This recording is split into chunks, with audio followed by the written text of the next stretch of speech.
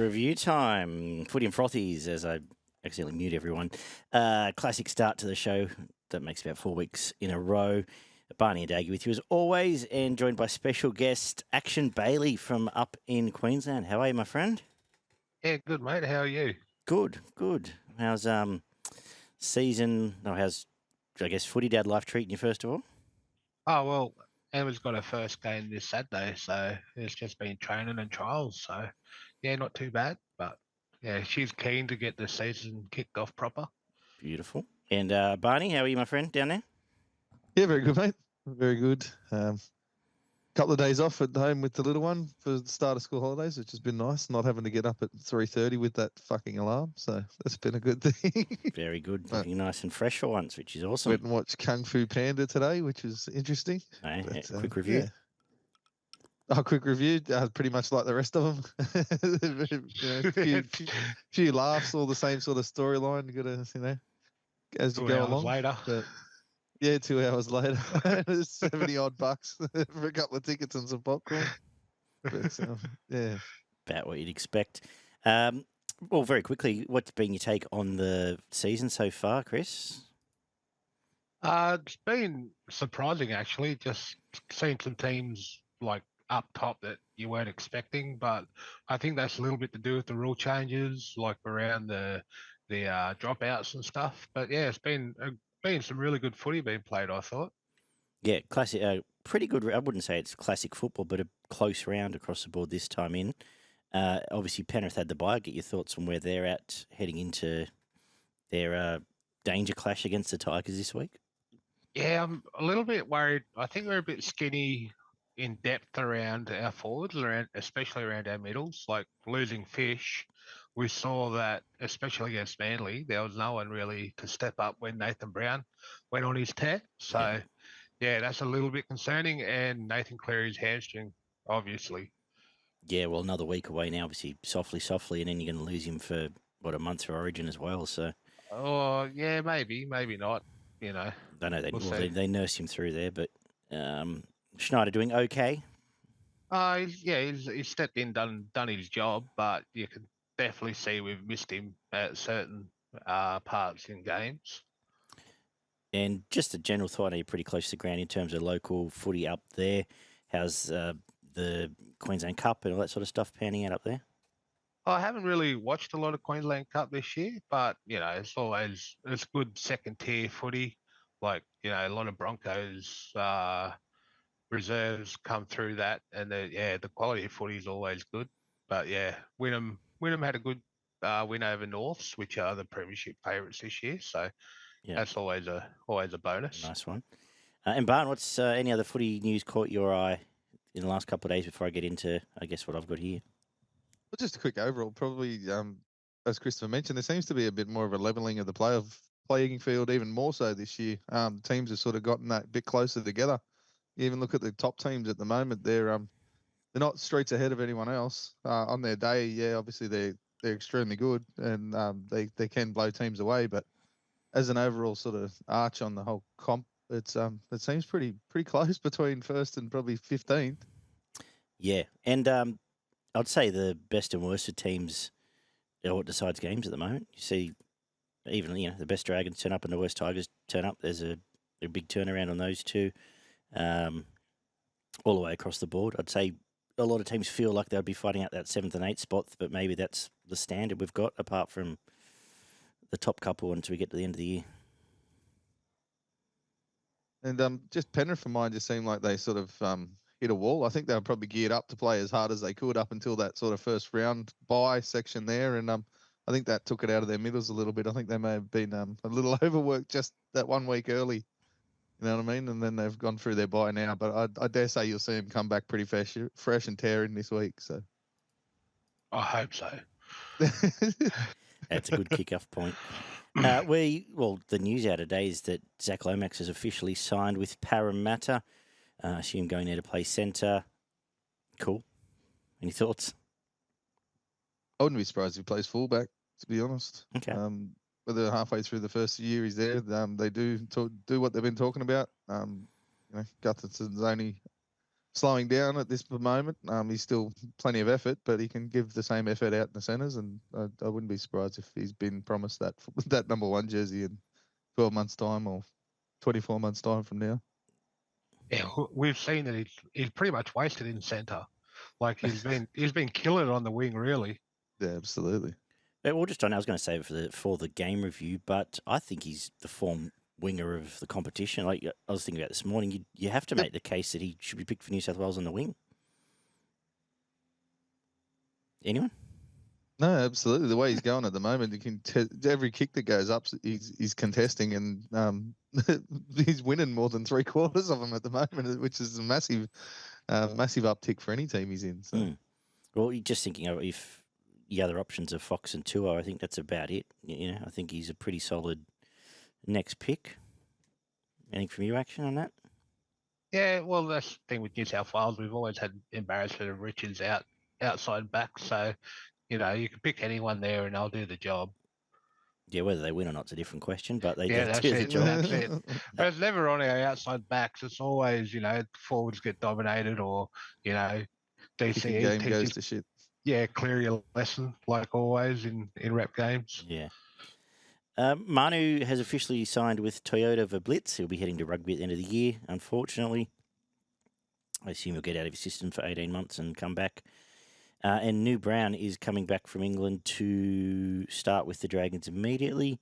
Harrison Edwards has signed with North Queensland from the Dogs, which means it looks like they'll release Jack Gazowski to Brisbane. So that's all swapping around there. A few extensions. Tomocco's extended to 2026. Mitch Kenny signed a 4-year extension as well.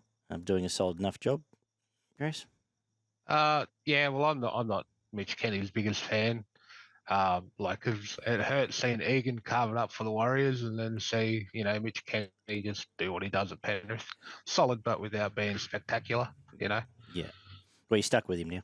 Yeah, I know. Jai Gray, a couple of years extension before his debut, same with Nick Meaney. Terrell May extended 2026, Lindsay Collins 2028. Most of the signing news, judiciary news. Anthony Milford got 2 weeks for his shot on Welsh. Alloway got a week for his penalty in the last minute of that New Zealand game. And Katoa got a week as well. A whole bunch of fines, including Clemmer getting fines for his couple of shots there. Probably lucky, I would suggest. Yeah, I thought so too. I thought he was looking at weeks there. I would have thought a couple of weeks, yeah. But anyway, here we are. Injury news, Zach Hoskins dislocated shoulder. Originally 6 weeks, but now saying it could be season ending. I guess it depends on rehab in the next few weeks. Jack Bird will miss this week with HIA. Tavita Totola broke his foot, waiting for scans. Tyrone Munro, collarbone out of South, so they've got more issues there. Burbo, hamstrings, he's looking at about a month off. Sipley, a knee. And Lachlan Croker, a shoulder, all Manly-based injuries. And we lost Hammer chasing down Oates there in a nothing happening play, tore his hamstring and now missing a month. So, well, nothing happening play, it was a dead ball. But, yeah, unfortunate for the Dolphins because they really missed him at the back end of that game, I thought. Yeah, they really did. Any news on Ponga's hip flexor that he seemed to tweak in that first half? No, he's been named, so I guess they'll needle him up again and off he goes.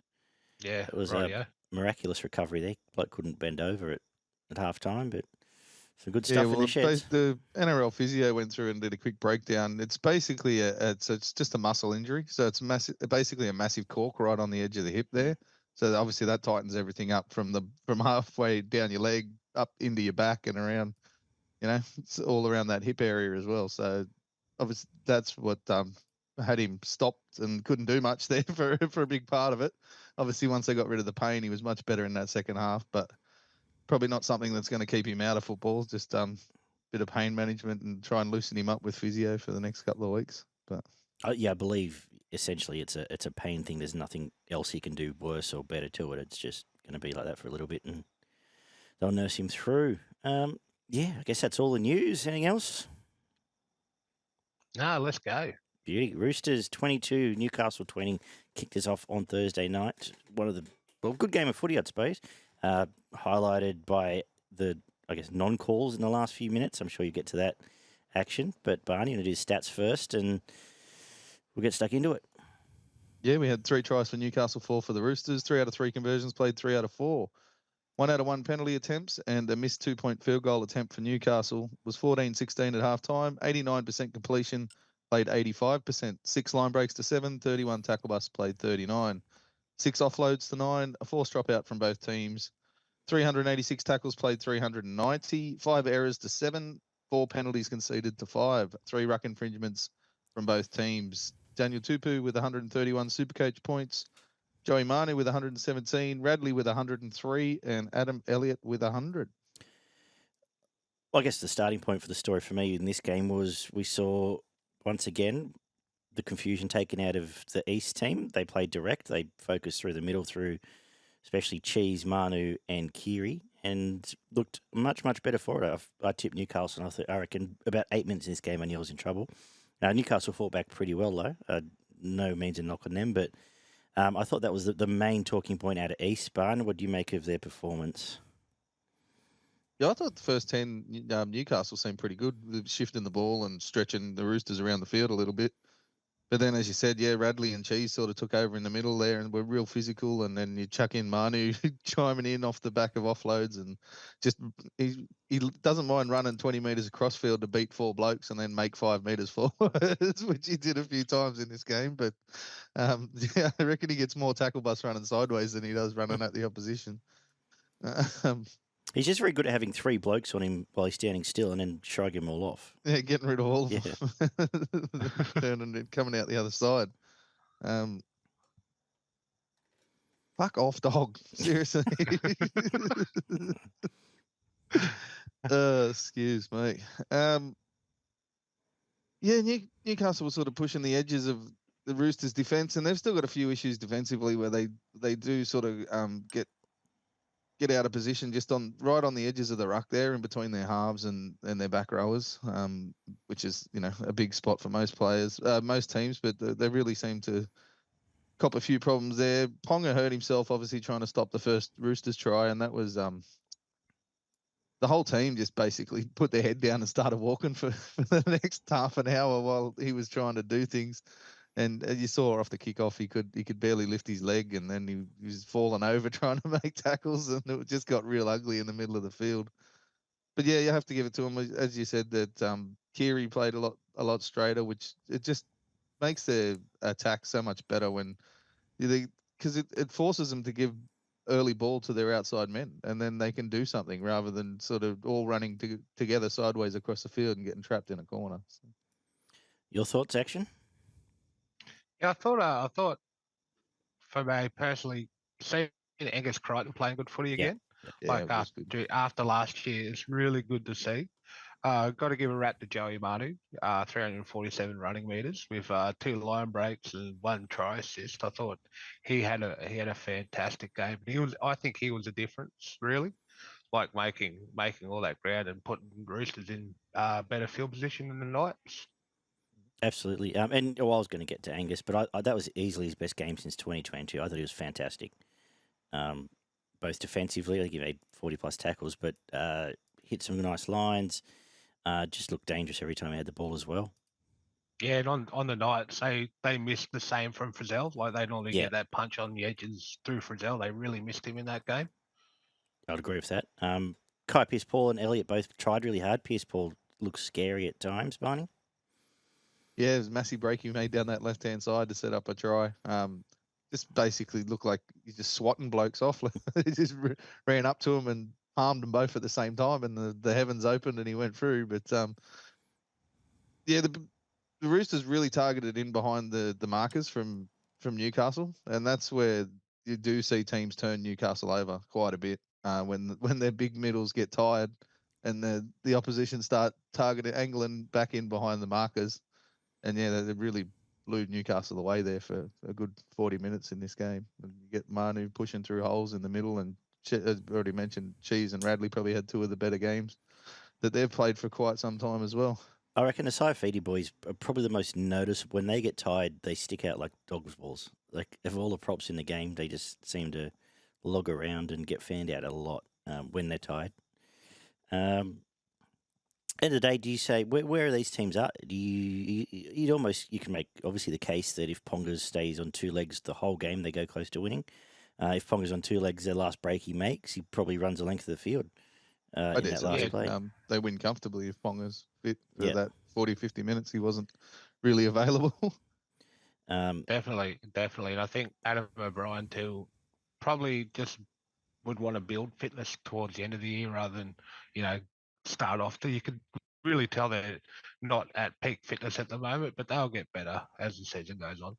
I think he learned a lot out of last year. The Newcastle, the Cowboys and Dolphins teams seem to be on a similar trajectory to last year. You can feel the gas out already coming, and I Definitely. think last year would have given O'Brien the confidence that they can string 10 together if they need to and build into this. Like it was Bradman Best's first game, actually. We didn't mention him. He looked really dangerous, and it's the first time I think he's really felt that way all year. And now with a bit of continuity in their halves, I think this will stick now. Pierce Paul, they've had to nurse through off season, and they've finally worked out they can't carry the couple of small blokes on the bench. I think they're building towards a better trajectory than some other teams. Yeah, definitely. Crossland for mine. A little disappointing how good he was earlier, all through last year without Brayley there. Brayley back now is making him stick out like a sore thumb. When Brayley's taken out of the game for 10 or 15 minutes, the drop off is massively noticeable once Crossland goes into that hooking position. Yeah. So Chooks get Teddy back this week. You'd hope they stick. They've left Walker out apparently. He's named on the bench. Okay. I don't know if that's a cautionary thing or whether it's a selection decision. I haven't read the headlines around it. What you see is what you get with them at the moment. Yeah, no, absolutely. They're going to be 50-50 for half the games they play, whether they come away with a win or a loss. And then you put them up against the top two or three, they're probably not going to win 50% of those games. So I've got a few worries about the Roosters. Just I know they've snuck through with a couple of wins and they've looked better playing straight, but every time that they've done that, they haven't really been overly challenged by their opposition either. No, that's true. Yet to see them do it under pressure and play that style of footy when they're being pressured by their opposition. Well, the only time we have seen under pressure, they crumble, didn't they? I think a lot's been left to their bench forwards as well. Like Maria Hargraves only played 32 minutes this game, and his second stint he only played 3 minutes. So that's a lot of work the bench forwards have to do. I think he's almost getting the final season parade tour, and they're just waiting to get Terrell May into an 80-minute player, basically. Yeah, pretty much. I think they're happy. It's Jared, so we'll give him 20 minutes, and then they got faith in Terrell to play an hour at the back end. Tupanua was knocked out, so we can't really say where he's at, but he won't play this week. Yeah, then they really need Crichton back. They need him to be his best the rest of the year, I think, to go deep into this season. I think they'll play. I definitely think they'll play finals unless they, go to shit like they did last year. But I don't see it happening again. Barn? No, at their absolute best, they can push for a top 4 spot, but consistency's a bit of an issue for them at the moment. So, yeah, I can see them sneaking in the bottom of the 8, and then then they've got to put their best foot forward after that. But I think now the template's there that the two best games have been with the one half playing direct, lots of ball to Manu, and Cheese running the ball as often as not. So I think that's the template, and go from there. Any final words? Agreed. Cool. No, just really use that 1-2 short passes through the middle and angle either back in the ruck or use the outside, use their second rowers who have been good at times. But their outside backs are yet to really dominate games, apart from obviously Manu was at fullback in this one. But I'd really like to see, Suali and Manu sort of tear open some outside edges at some point as well. But they haven't had the easiest run yet either, have they, really, to start the year? So they've got some teams that they should beat up on coming up. I think Swiley's felt like he's been in cruise mode all year. He had some nice touches in this game, but we haven't seen anything up to any sort of hype, at least this year. I thought Michael Jennings was actually pretty good in his 300th game. Did okay. Got through his work all right. Didn't look out of place. Fair enough cover for him. And, yeah, anyone else from this game you want to touch on, or we'll move on? Yeah, I thought Watson was okay in the halves there for him. Did a decent job considering how much footy he's missed. For the Knights, I thought Marzu and Lucas were decent. Thompson and Elliott were probably their best players.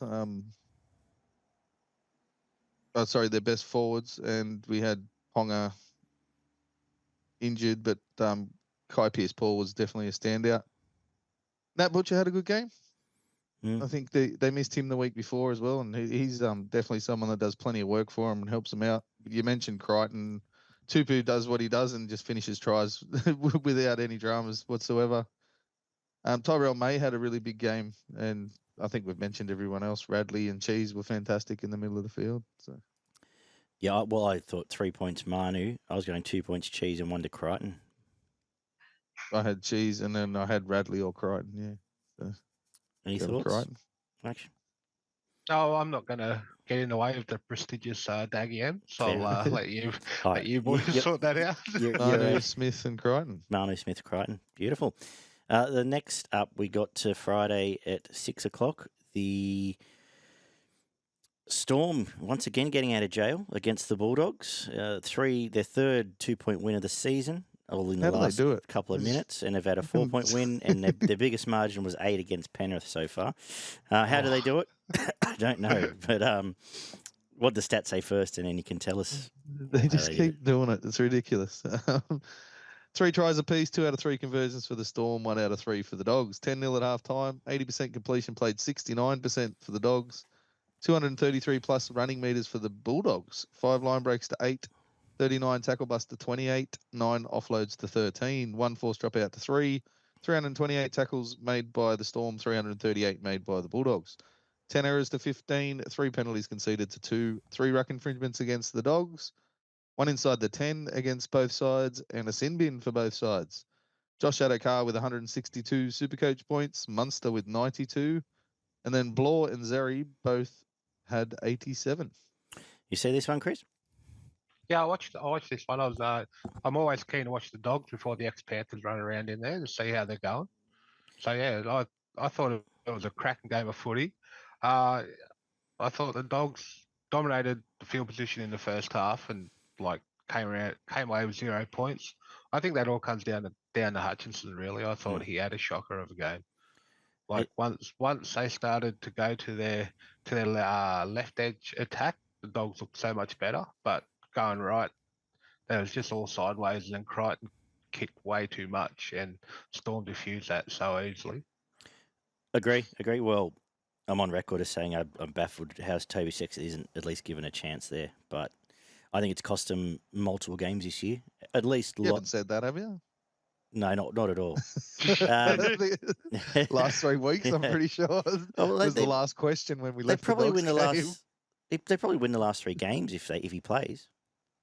They've won 1 of them, but yeah, no, I have to agree with that. Although the Storm started pretty well, obviously had heaps of ball down there, and the Dogs' fucking defense was fantastic to start this game. Like they could have been, the Dogs of last year would have been 20-0 down half an hour into this game.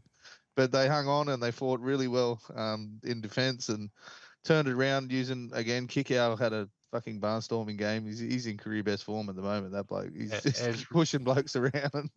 It's so good to see him fit and healthy again. And he looks real fit too, doesn't he? Yeah, tearing that up. Yeah.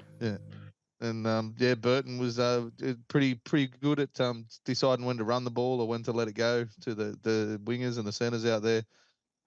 As you mentioned, everything that went to the right the ball seemed to hit the ground, or someone seemed to make a stupid decision, and the play just died pretty quickly once it went to the opposite side of the field. They killed themselves with mistakes. Like there was probably twice that Fox probably could have had another 2 tries in the first half. Yeah, balls to hit him on the chest and him dropping them, or thrown over his head, or thrown behind him, and they created more opportunities than they have most of this year, up against one of the better sides. So you have to give it to them. They're fighting as hard as anybody else in the comp at the moment. I think that's a key point. I think if you watch all the Bulldogs games, they're getting the best out of what they have. Mhm. I think you can say there is a lot of improvement we've seen in the last couple of years. It's been, as we said, Kickout's best season since probably 2021, I'd say. I think he's been absolutely phenomenal. They played Tracy at fullback. They've done the same again this week. As you know, I'm a fan of that as well. So they're getting a bit more direction there. There's a massive bullseye now on that right edge defence of Melbourne. This is the second game in a row. Meaney and Warwick were completely lost. I think Meaney had 6 missed tackles and 5 ineffective tackles out of 14. So he was just owned by, I know he's got a tackle kick out, which isn't easy, but a lot of that comes down to Warbrick being completely lost in that edge, and we've seen it now. I was just about to say that. Yeah, half of consistently, that came from him trying to either cover outside of Warbrick or cover back inside because Warbrick's gone the fucking other way and he's standing outside the touchline. Yeah. The bloke was doing some stupid shit out there. You throw in the fact he's got a turning circle of Makasivo, it just doesn't. There are some defensive deficiencies there, and I think that's going to be exposed a bit more against the better teams the more we get through this. Yeah, I think they have to come up with something for him. They either have to go, okay, you're jamming you're jamming the center every time, and we'll work out what happens afterwards, or you just stay on that fucking white line and just stay there. Like, don't bother coming in, just stay there. Well, but Bellamy is usually really good with that. Like, he gives players 3 things to do, and like Warbrick can't even do that. So I don't know if they keep persistent with him or bring in another winger.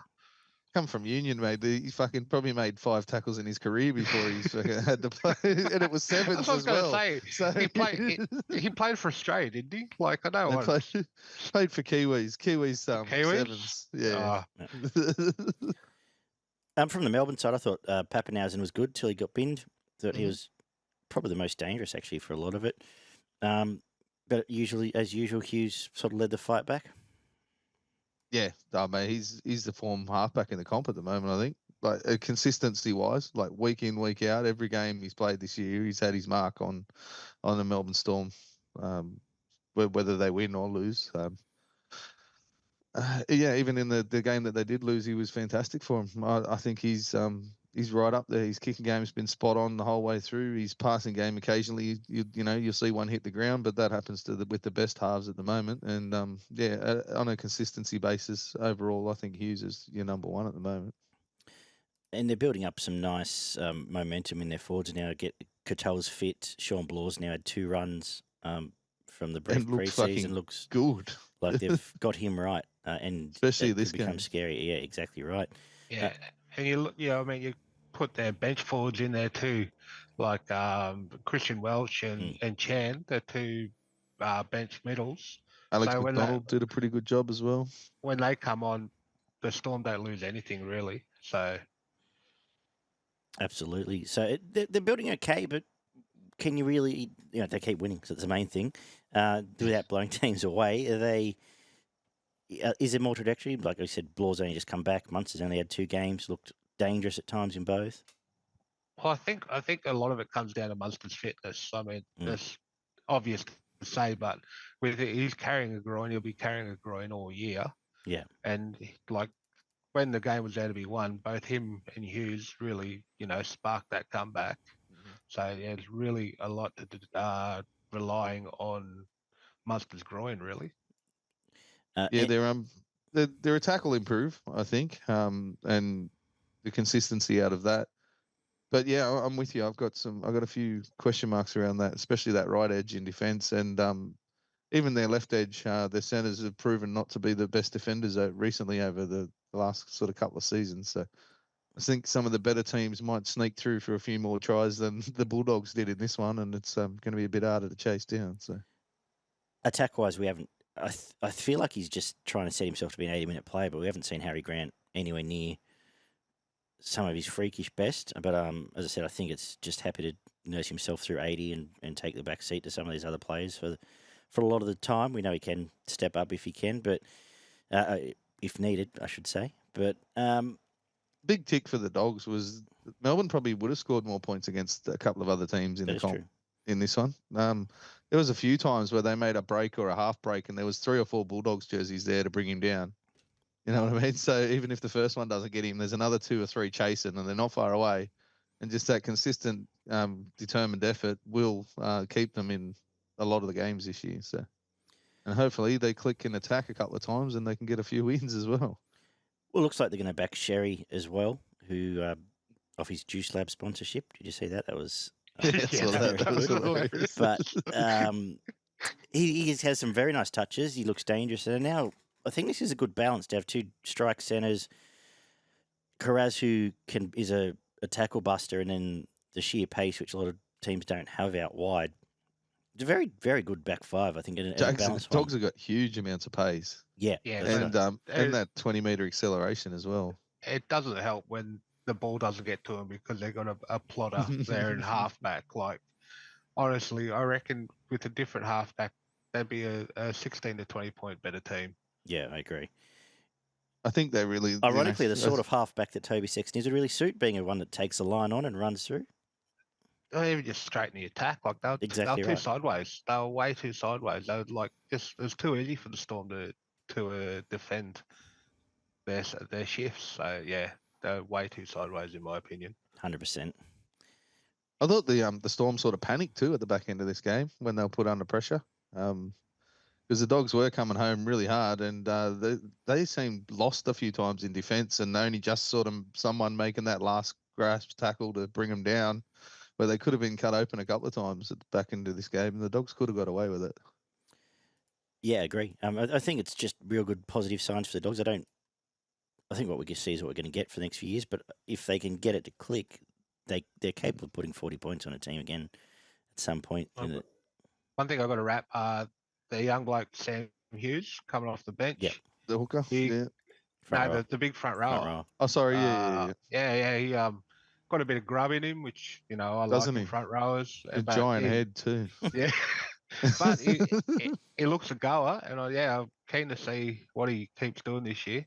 They've got a good forward pack build in the Dogs, I reckon. And Curran looked pretty good actually in the middle too. I know he's played a lot of lock, but he didn't let anyone down playing there as well, which is just, it's been their biggest problem. Yeah, I think he was about the only one I had. You guys hadn't mentioned up until now. Cool. Reed, kick out, Salmon, all were pretty decent. Curran, you mentioned, but Kiraz and Zeri were the standouts. They were. Sorry, and Josh Adokar looked untouchable. Like, how strong does that bloke look at the moment? Massive. He's been hanging around someone. I don't know. Yeah, big guy with juice that looks natural as fuck, to be honest. He's just absolutely shredded out of his mind. He's been throwing some heavy weights around that bloody.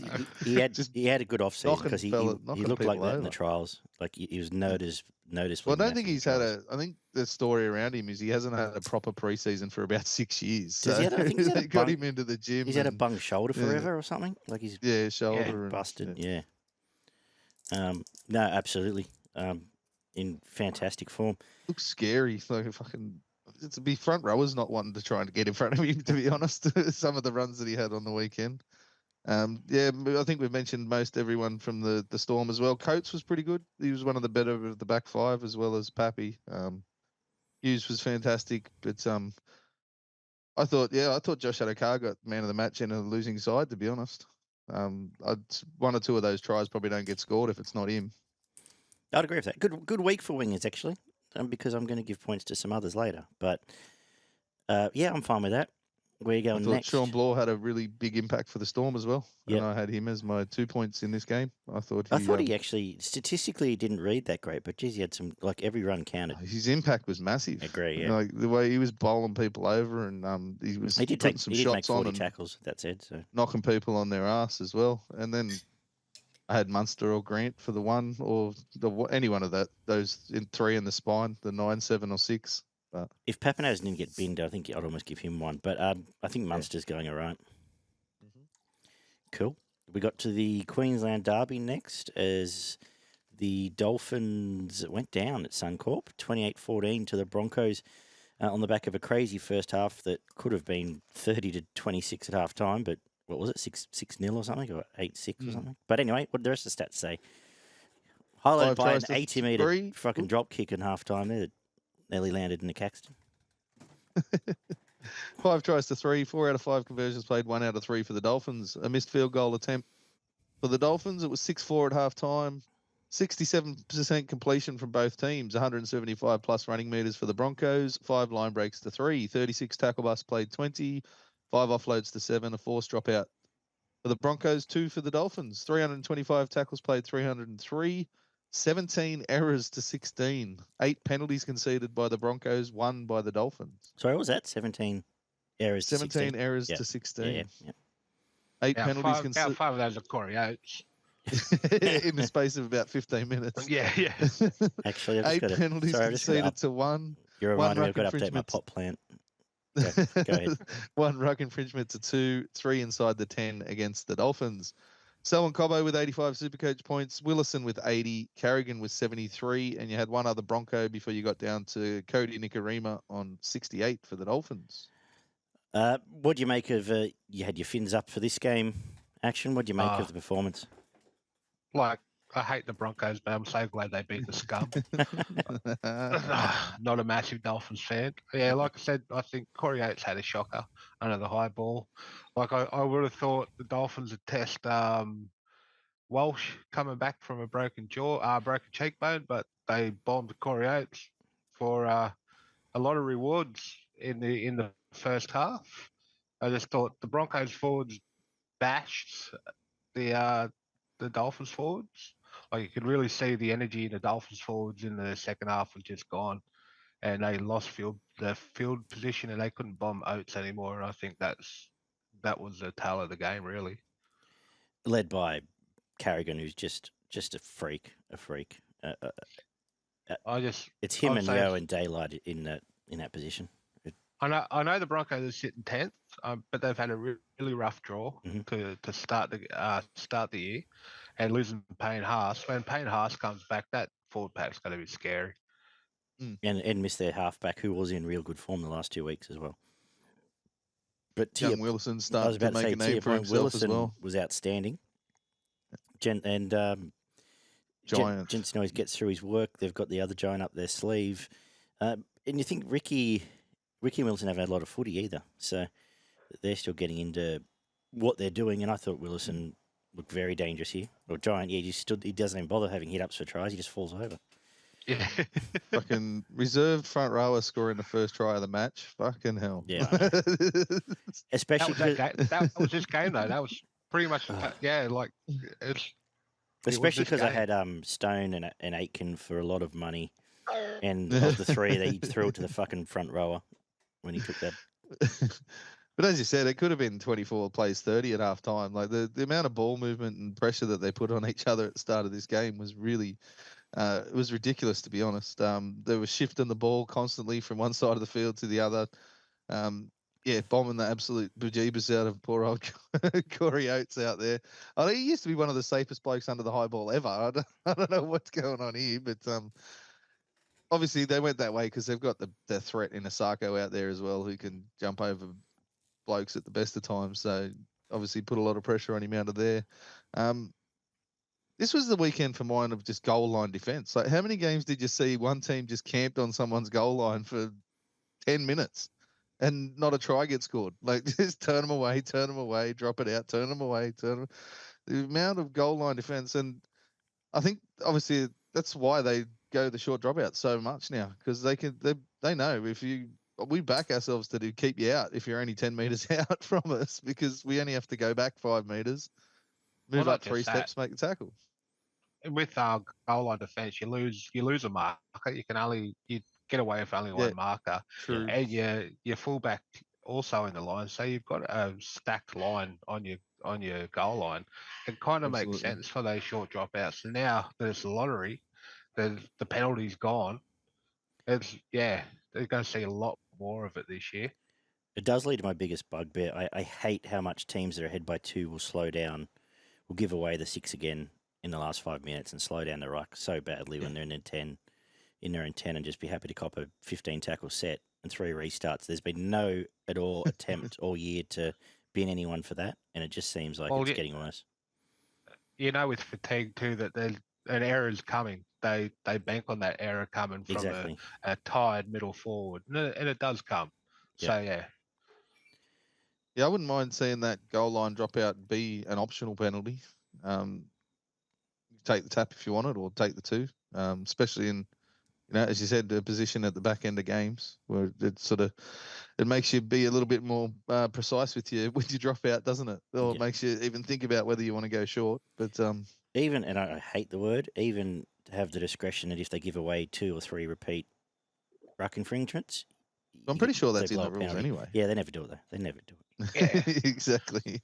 Like, The Hamo going off obviously really hurt the attacking options for the Dolphins, but I thought the Brisbane did a really good job of shutting them down with their line speed. They really pressured the halves from the Dolphins and got up in their face early. And we've seen that Katoa prefers a little bit of extra time before he makes his decisions whether he's passing or kicking. And Cody really does need an extra step or two as well to try and sort of find that hole and dart through it rather than a line up in your face, which makes it a bit harder for those guys to get the ball out to where it needed to be. Well, it was the double edge on that because you lost Hammer, who's basically their top strike weapon, and then you took Nikorima out of the line, and he wasn't able to help. Yeah, like I said, he couldn't take that pressure off Katoa in the line, playing out the back. So I felt I wouldn't completely forgive the Dolphins, but I think it made a noticeable difference to their attack. Yeah, no, 100%. The Brisbane were in control pretty much for the whole game. I thought they clocked off a little bit at the back end, which a lot of teams do when they're cruising with 20 or 15 minutes to go. They just sort of go through the motions, and the other team grabs a try or two. But the line speed and defence and the physicality out of the Broncos, which I think you already mentioned there, Christopher, was massively different between the two sides. Brisbane have the ability, and probably the best in the comp, of just putting on. Well, they did here 4 tries in 20 minutes. Like it just bang, bang, bang, and once they get the momentum up, they can then, I guess, throttle down after that. But there's not many other teams that can do that. Obviously, Penrith at their best, but they don't play that way week in, week out. South's at their best many years ago, but it's just this. Once Cobbo had his tail up for that, and for that sort of 10 minutes, he looks scary. I think the Sharks are another team this year that will be able to put on quick tries too with their 2 wingers who are great form at the moment. We'll get to them. Walsh was able to, and they were able to nurse Walsh through this, but he really didn't have heaps of involvement. He was able to just pick his spots, didn't overplay his hand by any means. I guess they'll nurse him through the next week as well and let him heal up properly. He's got those options, He can just sit on the hip of Carrigan, just follow Cobbo around and wait for him to bust through a tackle, and it's things like that. He generally does play a bit deeper in the line as well, so the defence doesn't get an opportunity to get at him that often. If he really wants to, he can just play that sweep play and make sure the ball's well and truly gone before he's even anywhere near contact. So well, that's right too. And if you concentrate on Walsh, you got Stags and Cobbo. Just they got so many weapons there. Brisbane outside, in the outside backs, and some pace. Their wingers are quick. Well, especially once they get Mariner back as well. Apart from Oates, or Hoyt Deloise, get him out there in a better. I thought Wallace and Stone were decent for the Dolphins. Aitken, Nichols tried hard, were pretty good. Bostock and Cody were probably 2 of their better players, but Jeremy Marshall-King was probably their strongest player out there. Katoa had another decent match and looks like he's sort of growing into that stature of a first-grade halfback. Another one, Matten was pretty solid, I thought. Again, 2 weeks playing in that 7 jersey. I don't think he's sort of missed a beat coming in for the Broncos in that 7 jersey. While he's not your Reynolds, he does a decent job. He's a good, solid tradesman. Yeah, 100%. Jensen and Hetherington were also not too bad. Ricky and Jordan Ricky's probably his best game of the year, along with Willison. They were fantastic, but it was Carrigan and Cobbo that were the difference in this game. They were awesome. Absolutely. Any final words on the Dolphins? They're now about to hit the hard part of the draw. You reckon they're going to struggle to win against some of these top teams now? Yeah, this is where we're going to see that injection of youth that we would have been talking about within that forward pack. They really need 1 or 2 young blokes to pop up and start putting a name on their back and taking some of the work off the Bromwich boys and Kafusi and the rest of those guys in the middle, because give them 3 or 4 weeks from now, they're going to be crying out for some fresh blood in that forward pack. I will say it was Kenny's best game in Dolphins colours, just about. Yeah, Kenny was fantastic. He was great. Yeah, I agree. I don't have much more to add on this. I was given 3 to Carrigan, 2 to Cobbo. 1 to Willison. I couldn't split those two. So, yep, we'll go with that. And then I had Willison for the one. So, How about that? All right, Saturday kicked off with the first draw of the year, 22 all. second draw of the year, isn't it? Didn't Manly already have one? No, it was last year, wasn't it? Pretty sure Manly already had one earlier in the year. But anyway, go on. I'll look it up in a sec. I'll go have a look. 22-22, and you can tell us the stats while I look it up. Rightio. 4 tries apiece, 2 out of 4 conversions played, 3 out of 4. 1 out of 1 penalty attempts to the Warriors. A missed field goal attempt to the Warriors. They missed a 2-point field goal attempt and 2 missed 2-point field goal attempts for Manly. 10 to the Warriors, 16 to Manly at halftime. 78% completion, played 84%. 273 plus running meters to the Warriors. 115 plus post contact meters to Manly. 4 line breaks apiece. 47 tackle busts, played 39. 10 offloads to 8. 1 forced dropout to 2. 439 tackles made by the Warriors. 375 made by Manly. 13 errors to 10. 14 penalties conceded to 6. A ruck infringement for the Warriors, 2 for Manly, and 1 inside the 10 against the Manly side. DCE with 103 Supercoach points. Chance Nickel-Clockstad with 96, and Sean Johnson with 95. Manly drew with Newcastle April last year. Was the last one. Yeah, okay. So, there you go. Thoughts on this one, Chris? I thought DCE was the difference in this game. Warriors are really trying to pin Manly down in their own half in the second half, and Cherry Evans just kicked them out of trouble every single time. And then covering center's defense, like he was all over Roger Tuivasa-Sheck in that second half. He just cut down all their options, and like I said, I thought he was the difference. It was a cracking game of footy, I thought. It was a cracking game of footy. Ultimately, I thought Manly were the better side. I think you had to say for 60 minutes, but they weren't. They never felt like they were able to ice it, and I wouldn't say it was a complete escape job, because I think by the end of the game, the Warriors forwards and Chance had put Manly back on the back foot. But as you said, DCE was the one that was able, as he's done for many years, to kick them out of trouble. What do you think of this, Mark? Yeah, Manly were definitely stronger for longer in this game. The first half an hour, it just felt like the Warriors were completely out of it. Yeah. You do have to say something for the Warriors to be able to come from so far behind and get back in the back end of this game. Just something about their commitment and the way that they composed themselves at the back end of this match. But there's just error after penalty for that first 20 minutes, and they calmed down a little bit, but they were just still a long way behind the Manly side that was really controlled, really systematic in what they were doing about getting into field position. Their forwards were early left shift, Manly troubled them again. And some of their big guys have probably had some of the better games that they've had this year too.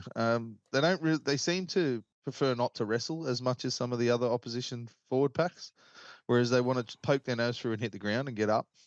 Which obviously helps with the play the ball speed, and it's probably something to do with the way that they want to play their footy, to be able to get those spreads off a faster play the ball. But some of the big guys in the middle did have a pretty good impact early. And then you mentioned the shifts out to the outside edges. I think they would have been disappointed to be 16-10 at half time, to be honest. Yes. I think they probably deserved to be 24-28-10 realistically. They probably blew a couple of chances that they had.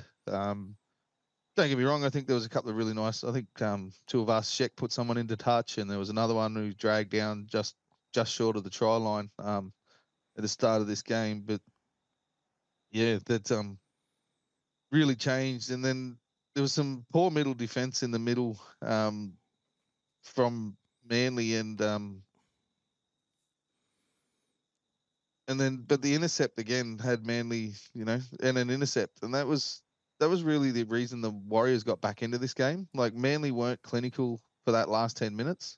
Yeah. And they sort of got a bit sloppy in the middle, and then you see the intercept, and Dallin runs the length of 60 metres to score off a pass that never should have been thrown. Like, he was standing there in the line just looking at him going, yeah, go and pass it. Pass it to me, go and do it. And of course he did it. And yeah, Manly sort of probably gave the Warriors that chance to get back into this game, really. Whereas if they'd grounded out for that last 10 minutes of the first half, probably a different game. Well, as you said, it probably should have been realistically 22-6 at half time instead of 16-10. Yeah. Simple as that. You mentioned the Manly forwards, but once again, amazing numbers for some of these Warriors forwards. 160 plus metres for Barnett, Fanua Blake 200 metres, Tohu 150, throw in 50 tackles each for all of them. Really, really big Extra defensive 10 minutes efforts. helps, but they were That's still true. working in that last 10 minutes, which, you know, you got to say a lot of other forwards in the comp probably would have clocked off. So, Absolutely. And then you got to say two blokes that have come back in, Chance and Tamari Martin, haven't missed a beat. yeah, Chan's been fantastic. And, yeah, Tamari Martin as well. Really good. You know, he's still got all the same tricks that he had when he left. Really good acceleration, footwork, nice little short pass and a short kick, and add that to everything else that this side's got. They're one of the better teams, even though this was not one of their better performances for the season. Anything else you want I to touch? think I Yep. think Jake Jabovic really He was like massive. Yeah. shored up that middle. He nullified Egan's running game. I thought like every time Egan ran the ball, Trebojevic was there to shut him down. Didn't let him get away with anything really. 49 tackles, 1 missed for Jakey. Where are we here? Where was I just then? What do you make of the? We've got to touch on the penalty in the last minute. Look, I thought it was a mirror image of what put Ilias out for the rest of the season, and is unfortunate, but I thought had to be a penalty essentially. What do you make of it? For mine, it seemed like he sort of, you know, he was a fair way away. Like it wasn't like he was contacting halfway up the leg and sort of with any sort of impact. Johnson, if Johnson doesn't go down and hold his leg, there's no penalty given, I don't think, because it was basically a tap on the end of the foot after the ball was gone. LIA tried to get out of the way, but it's obviously now a clear rule. You see it again later in the week. You're not going to be able to charge down anymore. If you are, you're going to have to be charging down in front of the foot, or running directly at the player, or diving out a good meter in front of the player and trying to actually attack the ball, and not more so the player. But Any thoughts, Chris? Yeah, I think it's just we've seen it for years. They've been protecting kickers.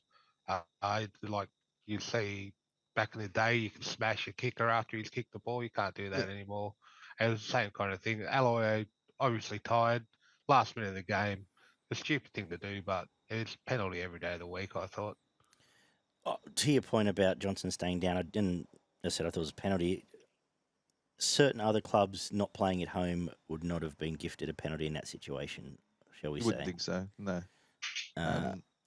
Well, to go back to the Newcastle game, I really thought they should have got a shot off that Ponga break as well. Like you can't tell me that wasn't extra time spent in the ruck fucking around trying to, let the defence get back on side. That was a penalty every day of the week, but absolutely wasn't called. I believe Annesley confirmed as much today, but don't quote me on that. The second half was a sort of Manly started really, really hard for 5 or 10 minutes, charging through the middle, and they scored a pretty simple try. But the last half an hour seemed to be it was either an arm wrestle or the Warriors were on top, and Manly sort of faded a little bit towards the back end of the game.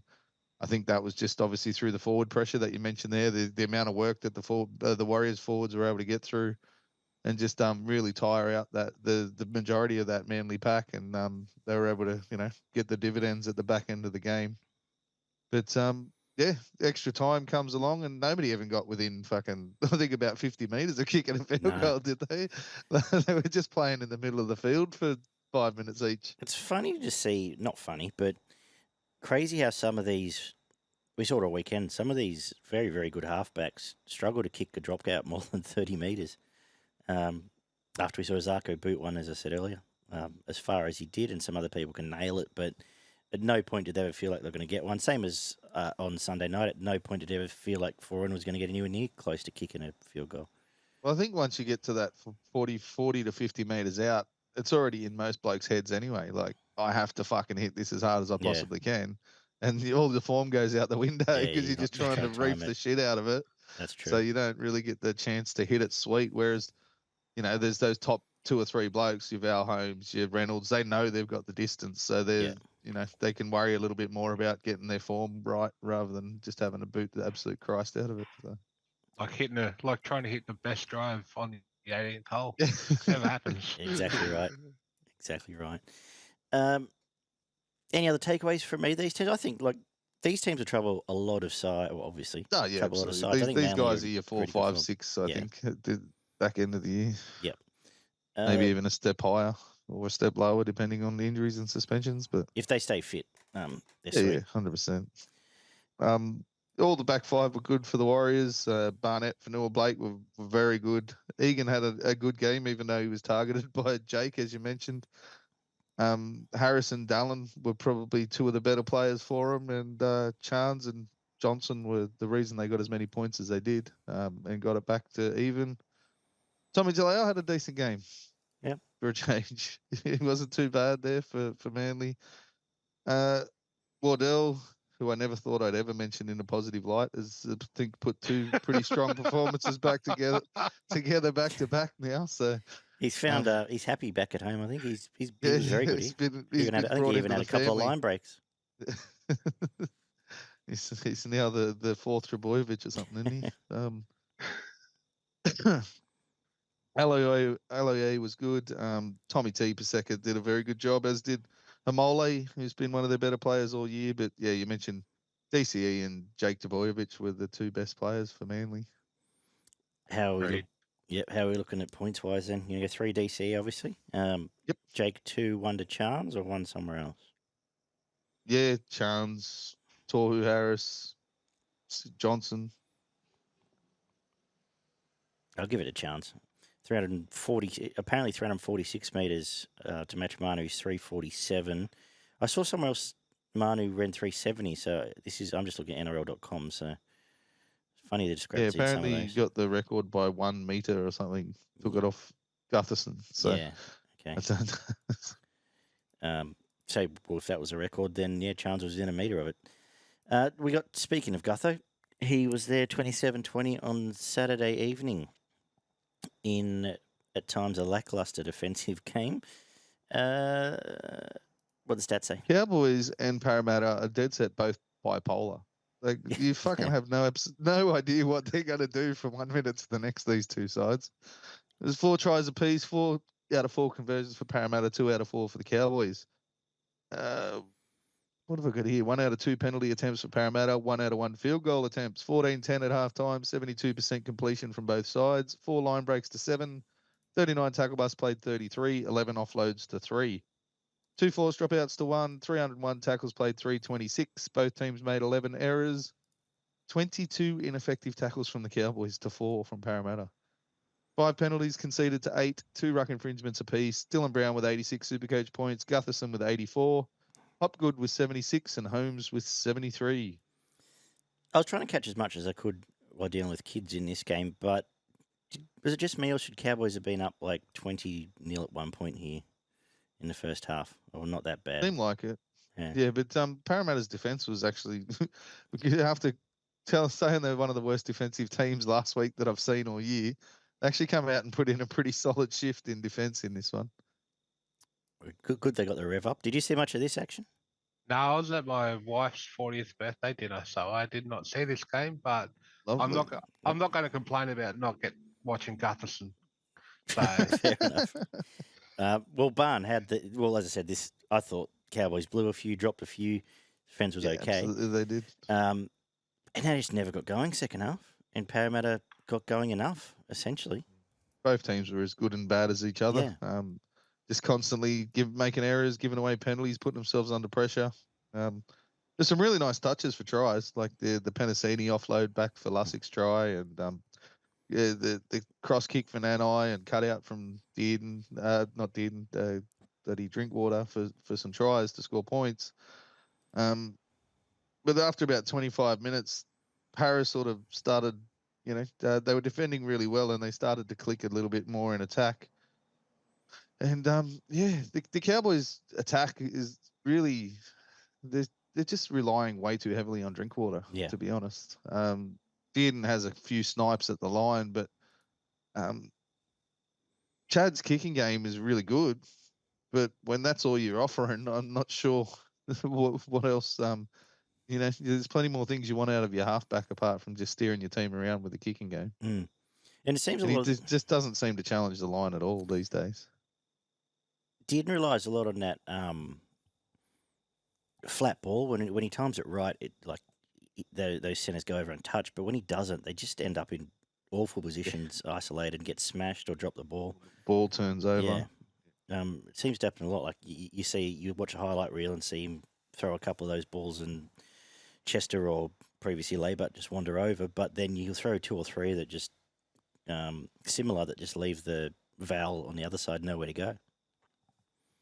And Watching Dearden came through with him, and one thing Dearden's really good at is when you're on a roll, he will take advantage of that. Like broken field, he's excellent. Always comes up with the right decision. But if your forwards aren't winning the middle, Dearden, he's pretty much useless.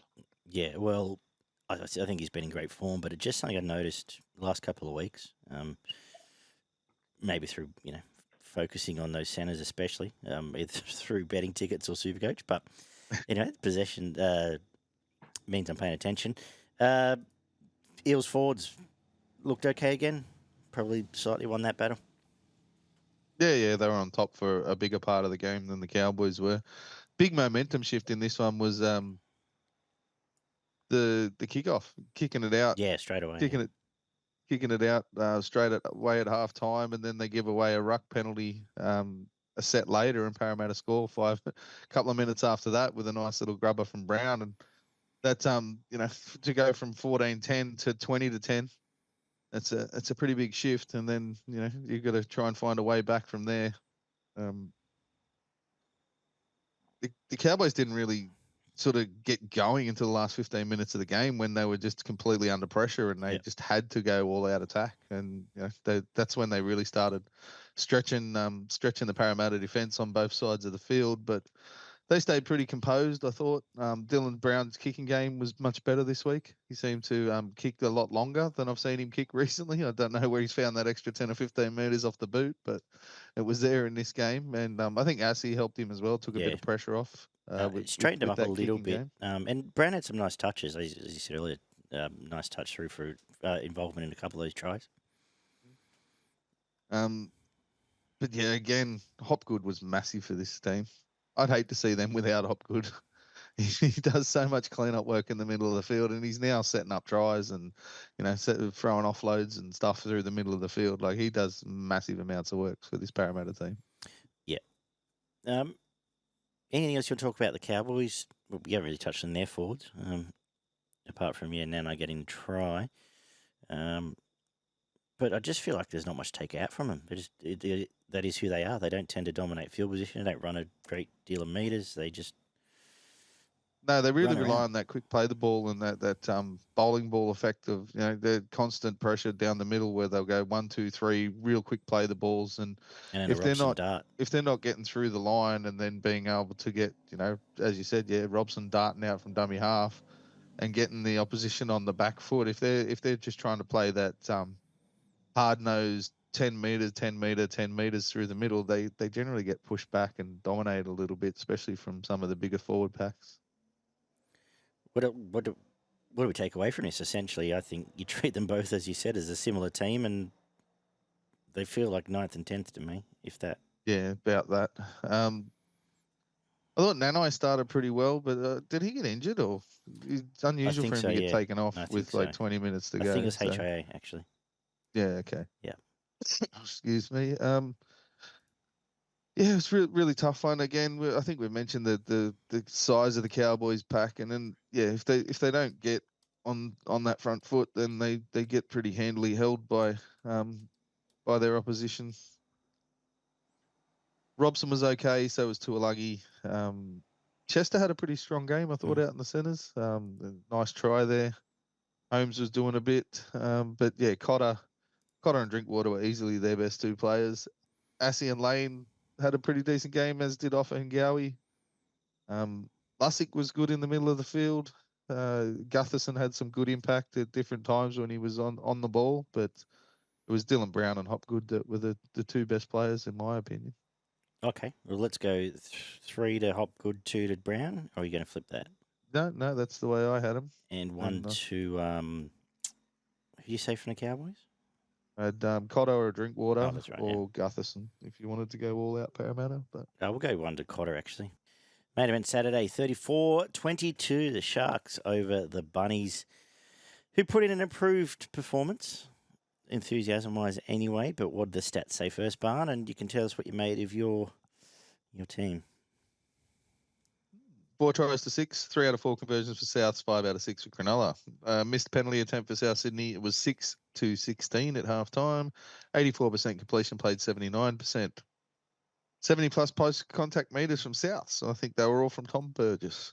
4 line breaks to 5, 25 tackle busts to 45, 5 offloads to 9. 4 forced dropouts from South Sydney, 316 tackles played, 388 for Cronulla. 11 errors to 9, 2 penalties conceded to 5, 1 ruck infringement to 3. 1 inside the 10 against both teams. Ronaldo with 110 Supercoach points, Wilton with 88, and Dean Hawkins with 87. Massive improvement in an all-round effort from Souths.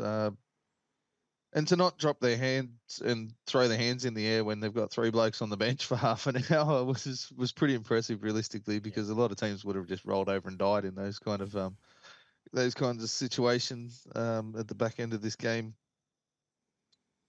The error toll was too big, to be honest, for South Sydney again. Just making errors at the wrong time. I thought Jai Gray was fantastic at the start of this game. He's pinballing around, he's in and around, ducking under tackles and stepping blokes left, right, and centre. He was good. It's amazing what energy brings to a team, eh? Crazy, isn't it? Bloke who's willing to take the ball and run with it every time it comes anywhere near him, and go looking for it as well. Yeah, I noted that too. Like he made quite a few more meters than Latrell last week, and put in his first tackle. Yeah, exactly. His first fucking run. Love him, I hate him. You can't deny Ronaldo Mulatalo is a serious footy player and a pretty special athlete. Some of the shit he was doing in this game, jumping over blokes, and that offload was a thing of beauty. Even if you weren't a Shark supporter, the way you got that ball away to Wilton, set up 2 tries for Teague Wilton. Actually, kissed on the arse. You got Teague just standing there getting balls slapped at him and scoring tries. Out there on the left edge. Sharks seem really determined not to get Nico Hines involved at the start of the season. They're just putting everything on Trindle at the moment. And it's all down the left side, and it's all just consistently going away from Nico, which is good because it gives the Sharks another point of attack later in the season when they do, because there's going to be a point where every team has to change their attacking style a bit during the season because defenses start working you out. They start setting up for the way you're playing, and you have to go back to a different setup. But he's really not getting involved anywhere near as much as he used to. That'll come, I'm sure, towards the back end of the season. But again, fucking Kennedy has been one of the worst fullbacks in the comp. I was about to say, what's your read on him at the moment? I don't know. They're not giving him the ball, but when they do, he fucks it up anyway. So it's probably not a bad idea to keep it away from him at the moment.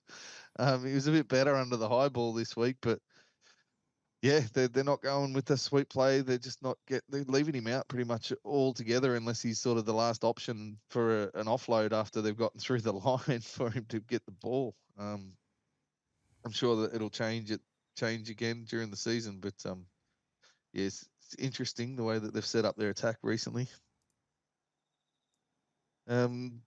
Trindle's doing a pretty decent job. His kicking game's coming along. It's getting a little bit better most weeks. Hawkins' kicking game was fantastic in this one. I think that was a big part of the difference. Took a lot of pressure off South Sydney with his long kicking game and 4 forced dropouts, which was all through him. And you compare that to the other bloke that was wearing a halves jersey. He was fucking barely seen for 60 minutes of this game. Didn't want to get involved until the last 15 minutes of the game when there might have been a chance of stealing a win. I don't know what's obviously he's one of the people that are off with the coach because 90% of them were putting in huge amounts of effort, and he was just wandering around fucking watching everybody else play footy. He was a passenger there for an hour. Yeah. Tell me I'm wrong, someone? No, you're right. I will say his Probably. his last 15 minutes were good when he actually ran the ball and dug into the line, but you're not wrong. Sharks should have put him away a lot earlier, obviously with the amount of injuries and everything that they had went their way. But again, the Sharks would seem to be one of those teams that when they get out to a lead that they feel comfortable with, they're pretty happy just to go through the motions for a fair chunk of a game. And that was probably half an hour of this second half of this game. Yeah, but I think a lot of it for the Sharks comes down to their middles that are injured. Like Yeah, it doesn't help. it doesn't help. Like Tommy Burgess had a fantastic game, and Didn't he what? with it without you got Hazelton and who else for the Sharks? Yeah, Rudolph had a short stint and was okay, but yeah, that's Kafusi does bits and pieces, but there's nobody there that plays more than about 20 minutes. Exactly. So, I mean, and where the Sharks are sitting at the moment, like sitting up the top of the ladder, without their middles and without, I don't think they're playing their best footy. They're not playing spectacular footy, playing good footy, not. but not. They're playing tough footy. But yeah, they are. Like, I was going to ask you about that, Barney. How are you feeling about the Sharks at this stage of the season? Yeah, well, just probably a little bit on the way I reviewed this game. Obviously, there is some spectacular stuff I do think we will see later on down the season when they do change their attack up a little bit. But the fact that they've, as you mentioned, they've gone this far without the likes of Ueli, Royce Hunt, Rudolph's been out for quite a while now, and those guys generally between those three, you're getting around 100 minutes of middle time, and we've had to get by with Hazelton. Don't get me wrong, fantastic player Hazelton. He's improving week on week. He's been fantastic in the middle of the field, and Kafusi's been better than he was last year, but that's some sizable amounts of work that they've got to find for people to do. And McGuinness, with all these stretched tendons and busted scars on his head and all the rest of it's been the one who's been sort of gluing that down at the moment in the middle of the field, making a squillion tackles and probably taking extra hit ups that he doesn't really need to take and putting himself right in the middle there. And he's not a big guy, but he likes to mix it up with those big guys. And he's been doing a pretty good damn job. He's not too bad for a bloke who came through as a hooker. No, so, absolutely. And yeah, as I said, there's the likes of three really big players to come back in. Ueli does have a little bit of X factor in the way he offloads the ball. Royce Hunt can be an explosive ball runner. There's definite improvement to be found in the middle of the field for the Sharks. And I think if they do start winning the middle, which I don't think there's been a game this year where they've really dominated in the middle, obviously due to who they've had out. I think you'll start seeing those 40-point games again. We saw at the back end of last year. Yeah, I've got him down Smokies as top 4 Sharks. Really, I think I tipped them second to start the year, but obviously a bit of bias there. But and I had Penrith finishing first, but we've still got a million miles to go yet, realistically. So yeah, 7 rounds into a 27-round comp, so still need to cut the errors in half as well. yeah, absolutely. Fresh blood in terms of effort, made a difference. Mamazella's 49 tackles for Souths. We mentioned Hawkins' kicking game. Whiten, very, very good, dragging him back off your line. And Joe Gray, we've touched on. I think he might be a star in waiting, Joe Gray, at least from an enthusiasm point of view. And Tom Burgess, we'll just wheel back to him because they lost 3 of their forward pack, and I thought that was his best game in a couple of years as well. Just bouncing blokes off, taking it himself to get in and carry him. I know, as we said, against potentially a smaller pack, but I thought he was very, very good for South. Yeah, well, South's never really troubled the outside backs of the Sharks until that started happening, until you started having Burgess pushing blokes off and making big inroads through the middle of the field. And then once he started doing it, a couple of the others decided that might be an idea to jump on the back of him. And Kulamatangi had a couple of decent runs and the likes of those guys. But there really wasn't enough going on consistently from the halves to bring the outside backs into the game. Like, I think the Whiten only touched the ball fucking 6 or 7 times, and that was bringing it off the back end of his own line. You know what I mean? So, yeah, the effort's there. They've got a bye now. They've got a bunch of injuries again. They're gonna have to nurse through. We just need to see him again, but there's still no optimism in them finishing higher than bottom 4. Oh, they got some fucking climbing to do. Yeah, dug themselves a massive hole, South. 3 points, Nico. No. No. We've given him 3 points once, I think, this year, and the rest of the time, I don't think he's even featured on the fucking the points at all. So. Yeah, Mulatalo 3. Where you going next? We'll go through a few blokes There you go. worth a Do your mention. stuff while I just look at something. You said Burgess and Mamazolis. The couple that you haven't, I thought Havili was quite good for South Sydney. Did a decent job there. Put obviously Burgess over for the try there. He was really the only one you didn't mention. Rudolph Kafusi, very okay. McGuinness. Nikora, I thought, made a difference coming back into the Sharks team. I thought he was good, strong on that right edge, and Hazelton was good as well. But yeah, it was Ronaldo for 3 points. Brayley, I thought, had a massive impact, getting in behind the line, almost set up a try there at the back end, and Talakai got brought down there. But I thought Brayley deserved 2 points, and then I either had Wilton, Katoa, or Hawkins for the one. Just for the record, Nico did get 2 Dally M points. He's on 14 for the year, so bullshit. Good for him. Yeah. I suppose he got 2 try assists. He's only got 1 for the rest of the season. So I stopped listening. What do you say, Mulatalo and who? Brayley. I thought. Yeah. Okay. Yeah. Yep. Just touch on I him. thought Blake Brayley was fantastic in the middle of the field. He made was, 50 odd tackles. Made a couple of really important line breaks as well at the back end of the game. And then I had Wilton, Katoa, or Hawkins for one. I thought Hawkins was better than fucking Nico Hines. Then give him a point then. You know what I mean? That's fine. He can have a point. He lost. Okay. He can have a point then. Alrighty. Sunday afternoon, Tigers lost. What am I talking about? Dragons 24, Tigers 12. In a game where the Tigers once again weren't really interested in any physical contest. Stats first, man. Yeah, well, it's just the Dragons, obviously. Spiders on them. Obviously, scared of Jaden Sewer and Jack Bell. Oh, the curse of the Campbelltown, really. Or the curse of Campbelltown on Members Appreciation Day and the loss of Keith Barnes and all the good stuff. Yeah. Anyway. Yeah, they can put the dampener on a celebration, can't they? 2 tries to 4, 1 out of 2 conversions played, 3 out of 4. 1 out of 1 penalty attempt for both teams. 6 for the Tigers at halftime, 16 for the Dragons. 79% completion played, 78. 3 line breaks apiece, 31 tackle busts to 23. 11 offloads to 17. 329 tackles played, 301. 9 errors to 13. 9 penalties conceded to 5. 2 ruck infringements against the Dragons. Sewer with 94 Supercoach points. Lomax with 93. And Kapoa with 81 for the Tigers. He's pretty good, actually.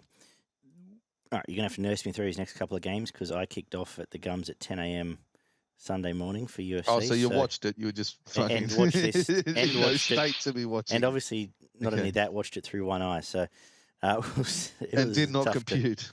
No, it computed. One eye with double vision. That was shit out. Good.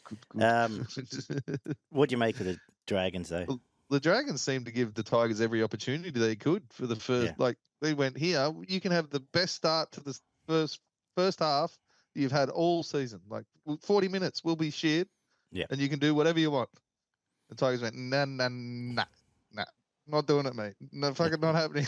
They just fucking the Dragons just completely fucking exploded for the first 20 minutes. Dropped the ball, did nothing going on. I know they scored off their first set with Lomax scoring the first points, but they couldn't hang on to the thing for the next 20 minutes, half an hour, and the Tigers were just playing. I don't know what it was, a posed training session. It did feel jog into like the line. Stefano get touched, scored, and play then the ball. And it was like, okay, we'll be sweet now, and it never really felt uncomfortable until they stopped scoring. Look up. Pure and simply, Bud Sullivan is in a first grade 5'8". I think he was a roadblock in a lot of that attack. I think he was only had a try assist at the back end of the game, but he was below average for the rest of it. And they've set up, it's amazing how they've set up their attack around an 18-year-old already. Caesar gets through the important stuff, and they need someone else to add the cream on top, and Sullivan wasn't that guy.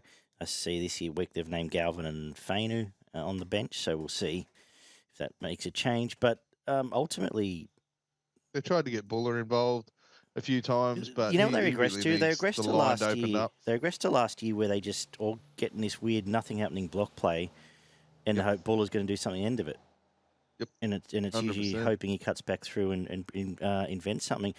Whereas he needs someone. He needs to be taken into the line and given, an inside shoulder to run at, or Yeah, a half a and break, it was half just a hole to run at. it's just expecting him to invent something from literally nothing. Neither Tigers winger has scored this year.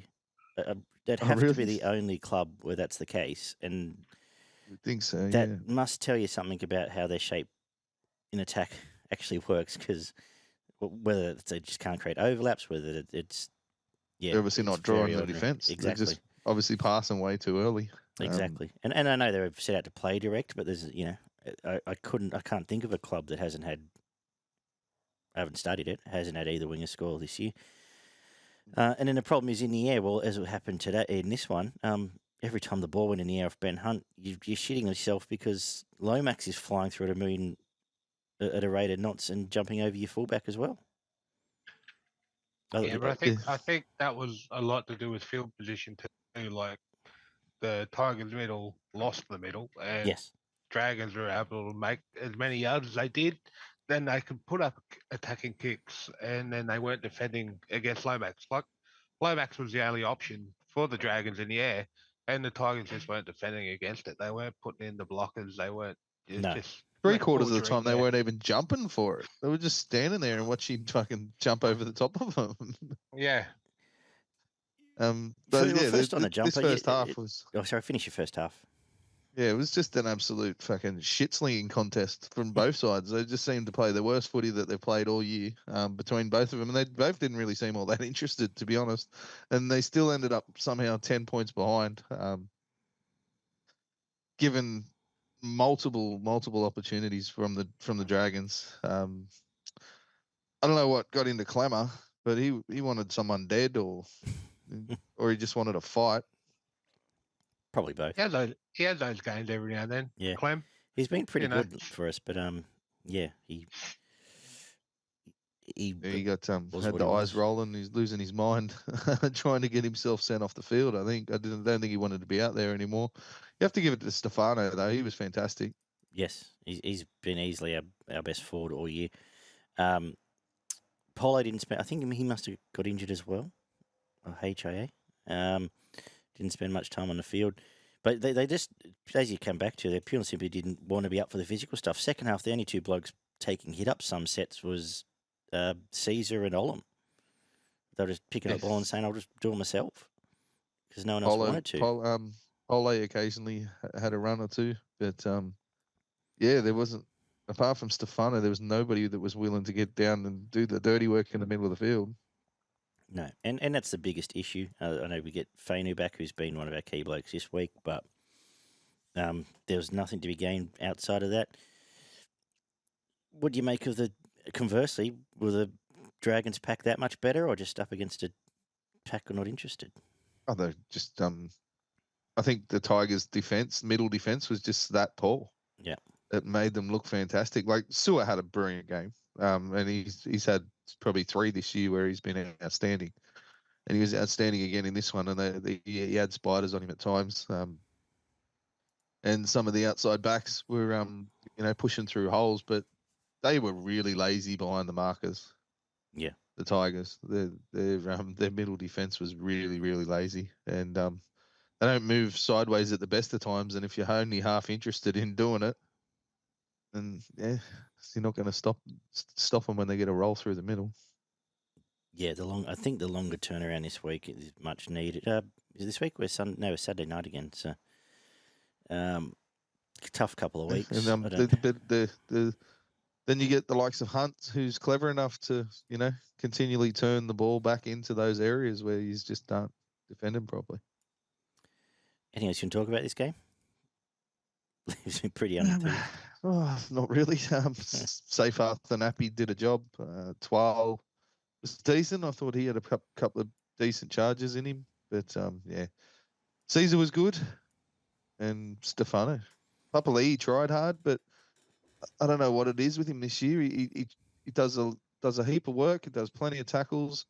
But his running game's nowhere near as destructive as it has been previously, whether that's just him not being put in the right position or given the ball early enough. But, yeah. I think like the Dogs this week, yeah, Sullivan was a roadblock. I think not being able to get the ball to the outside. And then also I want to make mention of Charlie Staines. Like most of the better teams this year, they make all their yards off their back five. Mhm. Charlie Staines isn't that bloke. No. No. And I don't know if it's injury or what, but I thought he was much quicker than he is. I know he missed all last year with something, but he just doesn't even feel mate. fast. Like when he was at Penrith, he felt quick. Penrith can make anyone look good though. Yeah, well, that's true as well. and I know a lot of his tries there when he had whatever streak it was were either untouched or on the back of some magic inside. But I don't know if either of these wingers are. Tupu does some decent stuff, Yeah.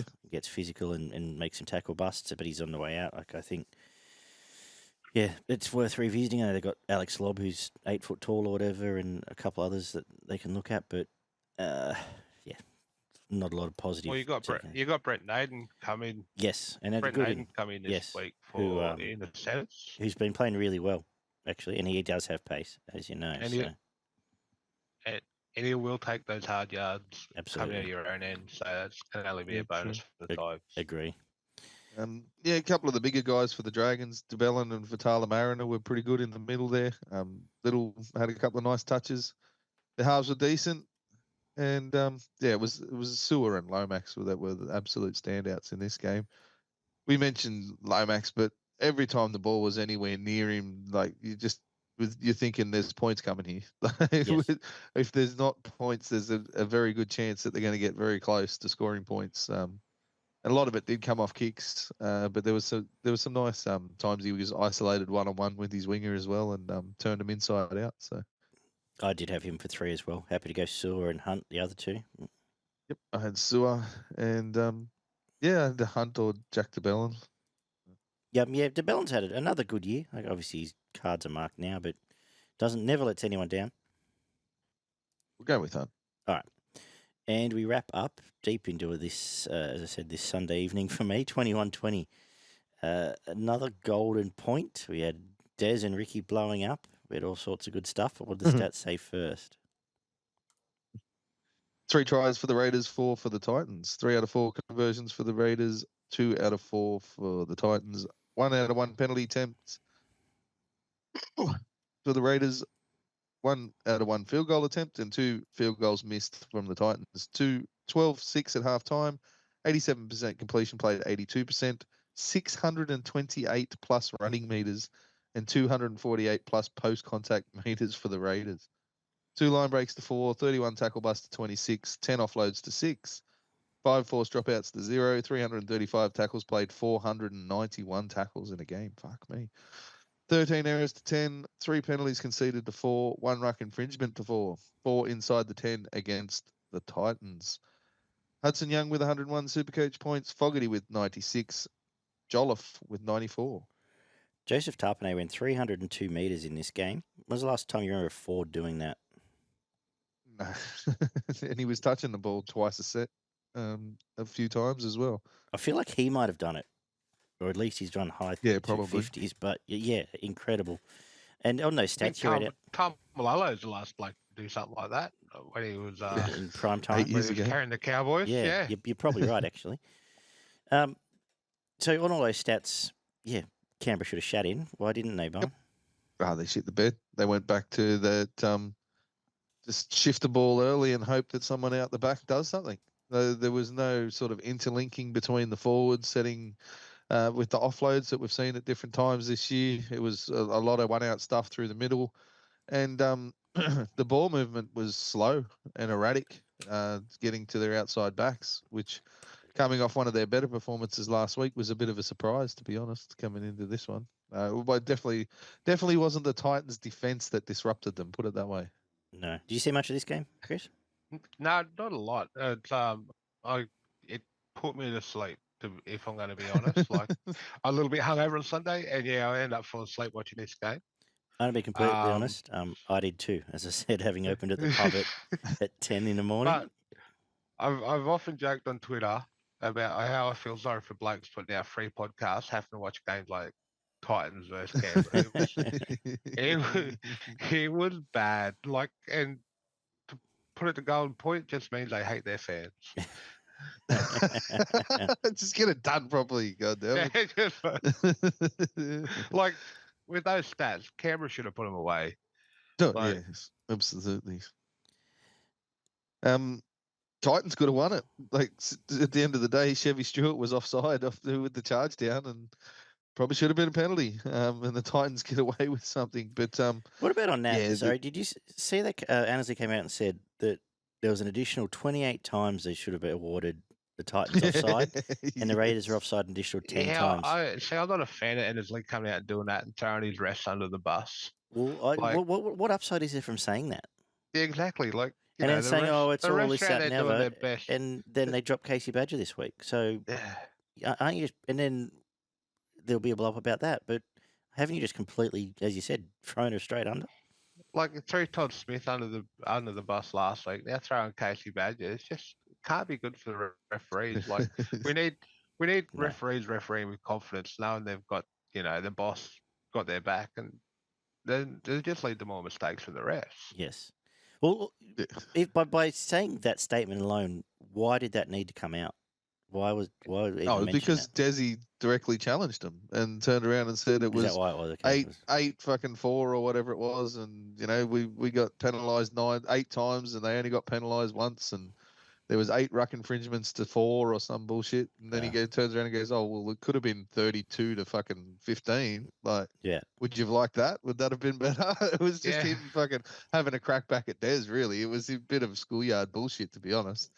Yeah, he could have got away with just sort of turning around and going, there was multiple occasions where both sides could have been penalised a lot more than they were. But yeah, there is a certain degree where you want the ref to look the other way with the inside the 10 and the ruck infringements, as long as it's not, standing out like dog's balls with people laying all over the ruck, or there's a game, it was a couple of weeks ago, where I think pretty sure it was the Roosters were in the ruck for about 15 seconds every time there was a tackle made. It was no, I think it was actually it was Canberra and Canberra Roosters, maybe Canberra Melbourne. It was a Canberra game because it was noticeable. In the ruck for 15 fucking seconds, and it didn't get blown up. But if it's an inside the 10 and he ends up nowhere near the ball and the ball ends up on the other side of the field, so be it. Let play go on. But to come out and go, yeah, could have been 28 to 10 more than what it was. It's a bit of a gaffe, really. But then he keeps his mouth shut when Jared Sutton lets the Roosters lie low over the ruck in the last couple of minutes of the Knights game. Absolutely. Noticeably so. It was exactly shocking right. too. That was, and they're bad for it, the Roosters. Let's be honest. Not having a crack at the Roosters fans and all the rest of it, but they get away with a lot of shit in the ruck that other teams don't. I have concern. Last thing I'd say about referees, because we obviously try to avoid it, but pure and simply, I don't believe female referees can keep up with this pace of male rugby league at the highest level. I'm going to leave you out on that rock on your own, mate. Yeah, I disagree. I disagree with that. Okay. Like, I'm a big fan of Belinda Sharp and her work. She's the better of the group. Like, I'm convinced. Yeah, and I have no issue with Belinda Sharp at all, actually. Yeah. It's just Casey Badger might have had an off night. Like, you can't judge all female referees off one bad night. Let's move on. She seems to get it wrong in the bunker a fair bit too, unfortunately. But well, she's back there this week, so hey. Probably in the Tigers game. Let's have a look. Anyway, talk about this game while I do that. Yeah, the Titans did defend better than what they have done previously, and there was a few sort of rays of hope there with the likes of Fafita. He's really starting to, he's picking a few of them up and carrying them with him, and Fermore's been better since Fafita's been back. But Broncos they and should Raiders. have been well and, she's in the bunker. Sorry, go on. They should have been well and truly put away in this game at about 10 minutes into the second half. It probably should have been something around the likes of 30 to 10, but the Raiders just couldn't get their attack together, realistically. It was another game where back end of the game, everyone starts panicking and trying to play touch footy, and the ball hits the ground, and there's occasional, nice bit of footy that comes out of it. But yeah, both of these teams seem to play to each other's skill level, and the Raiders, a bit of a worry, realistically, because they weren't even pressured that much, but as soon as the pressure did come, they reverted back to type and couldn't find the points again, which is the one thing that we have said is a worry for the Raiders. But what they're sitting fourth or something at the moment, so you can't really argue too much with their results at the moment. So, What'd you make of young Cherry Stewart? oh, plenty of effort, decent bit of pace, good under the high ball too. So definitely, I think he's their next option. Whether they think he's ready and they're going to try and push for him now to stay there, probably wouldn't be a bad idea. But yeah, I can see him being their next number one. And what am I looking at here? Oh, just on the Titans, 61 tackles to Randall, 60 Fermor, 41 Huss. All got through a lot of work through that middle. Huss is definitely improving as a player. Much better than what he was putting out last year. Randall, I'm surprised he hasn't been a bigger part of this fixture to start the year, to be honest. For mine, he's a set and forget 50, 60-minute player every week. And I think he's only sort of been doing smaller minutes coming into this one. I think he got a fair stint in this game. We but played the whole game here. Yeah, so he's one that I think they need to lock into that pack and sort of try and maybe weed out a couple of the other options that they've got coming through in their bench rotation. But And AJ, a bit more hands on the ball, looked probably the most dangerous of the Titans at times.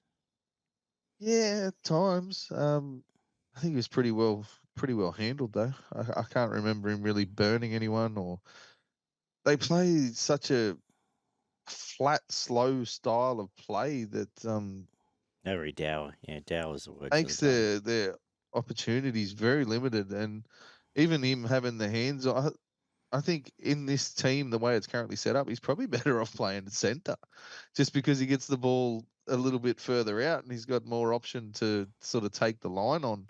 The closer you get to the ruck with this Titans team, the less opportunities you seem to get, because they're not pushing the middle of the field back, and there's no real sort of fast play the ball. So they rely on, trying to spot someone out one-on-one a bit wider out on the field.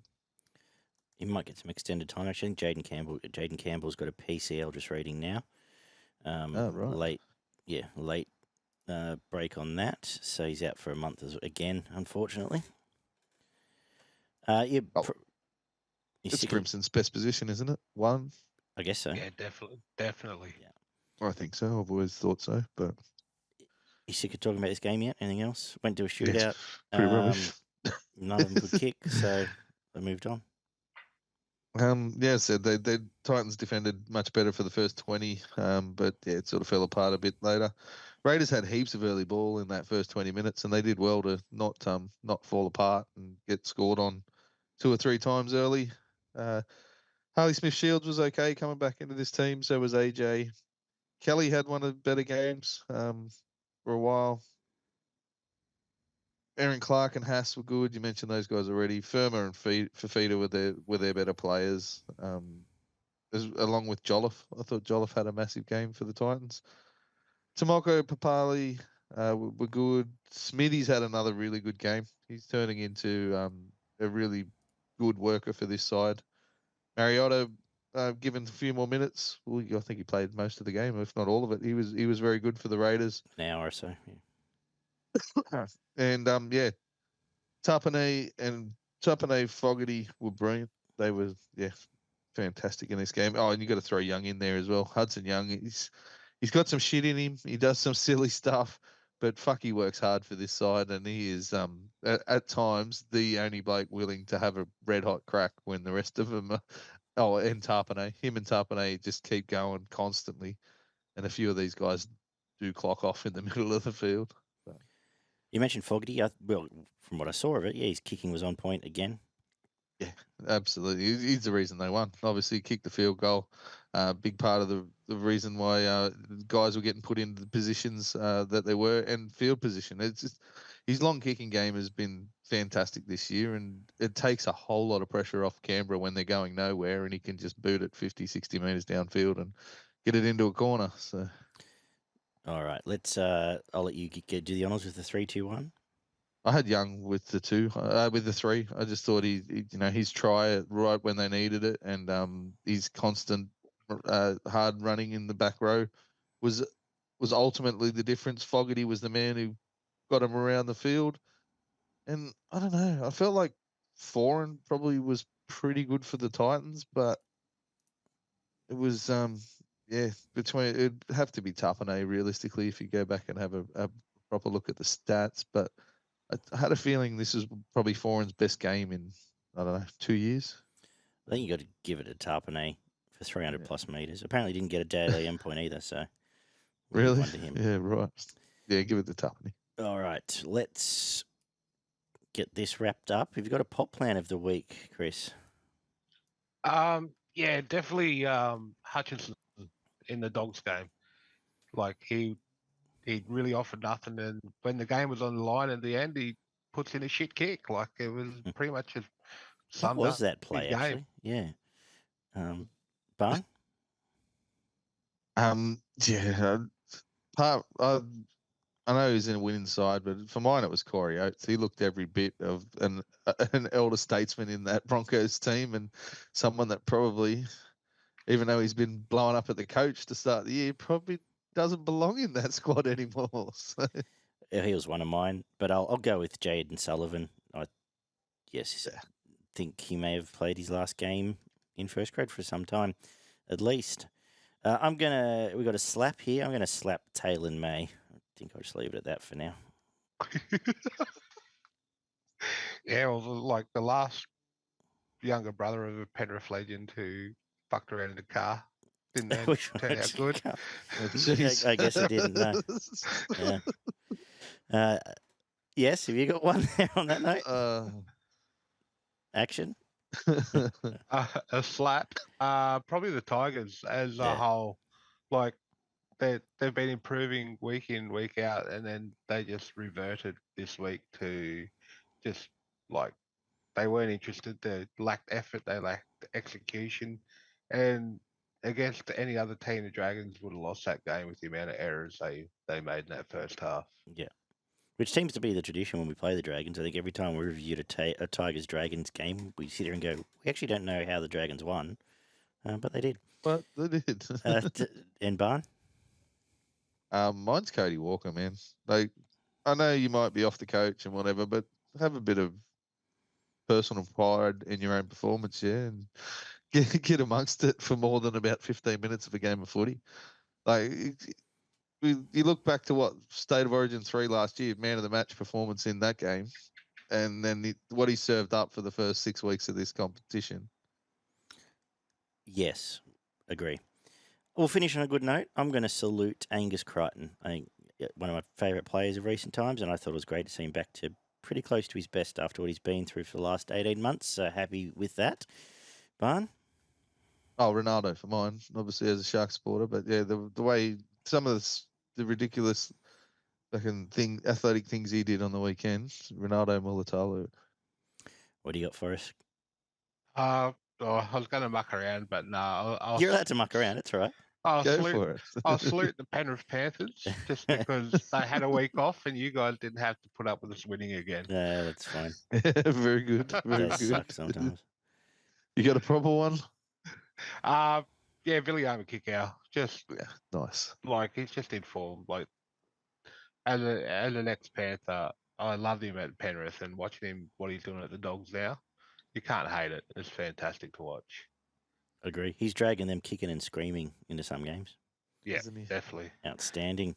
Very good. You want to give us a plug? Thanks for joining us tonight. Where do we find you on socials? On social, look for me at Fat Harry Lazy or look for Action Bailey on both Twitter and Instagram. You'll find me, talking absolute shit. But that's what I do. We will. Well, speaking of plugs, Barn and I will be on the Ruck Infringement podcast tomorrow to talk rugby league there. So keep an eye out for that. And we will also have a preview show up at the same time this one goes up. So look out for that as well. Spotify, YouTube, leave us some comments and feedback. And we will do it all again shortly. See you guys. Bye.